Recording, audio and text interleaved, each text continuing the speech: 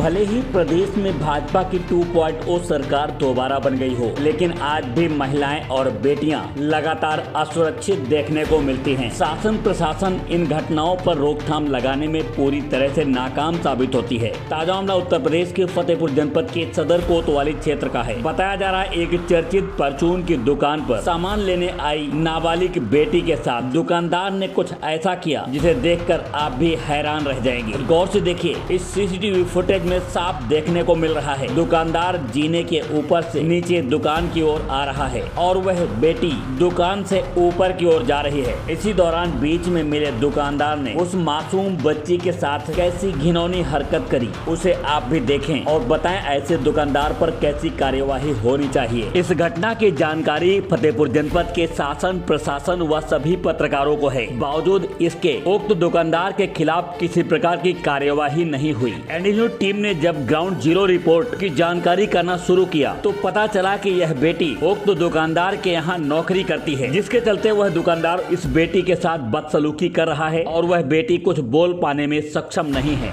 बताया जा रहा है, वह गरीब परिवार की एक बेटी है। दुकानदार द्वारा उसका गलत तरीके से छूना शायद वह इसलिए बर्दाश्त कर रही है क्योंकि वह गरीब है। एनडीन्यूज टीम ने जब उस बच्चे के माता पिता से बातचीत करने की कोशिश किया तो उन्होंने कानूनी कार्यवाही करने से साफ इनकार कर दिया। बिना कैमरे के सामने आए उन्होंने कहा कि हम गरीब हैं, हमारे साथ तो ऐसा अक्सर होता रहता है। कहाँ गए फतेहपुर जनपद के समाज के वह ठेकेदार जो कहते हैं बेटी पढ़ेगी तो आगे बढ़ेगी? आखिर वह समाज सेवी संगठन कहाँ गायब है? एक मुस्लिम समाज की गरीब बच्ची के साथ जिस तरह से व्यवहार किया गया वह बर्दाश्त करने लायक नहीं है, लेकिन कोई भी समाज सेवी संगठन सामने आने को तैयार नहीं। शायद वह ठेकेदार इसलिए भी दूर हो सकते हैं इस मामले से क्योंकि जिसे सताया गया वह मुस्लिम है और जिसने सताया वह हिंदू है। तो क्या कानून व्यवस्था भी यह देखकर न्याय संगत करती है? क्या ऐसा कोई समाज सेवी संगठन फतेहपुर जनपद में नहीं है जो उस गरीब बच्ची की आवाज बनकर उसे न्याय दिला सके? इसी कड़ी में जब एनडीन्यूज ने प्रशासन से इस घटना के संबंध में बातचीत किया तो उन्होंने साफ कह दिया कि जब तक बेटी की तरफ से किसी प्रकार की तहरीर नहीं प्राप्त होगी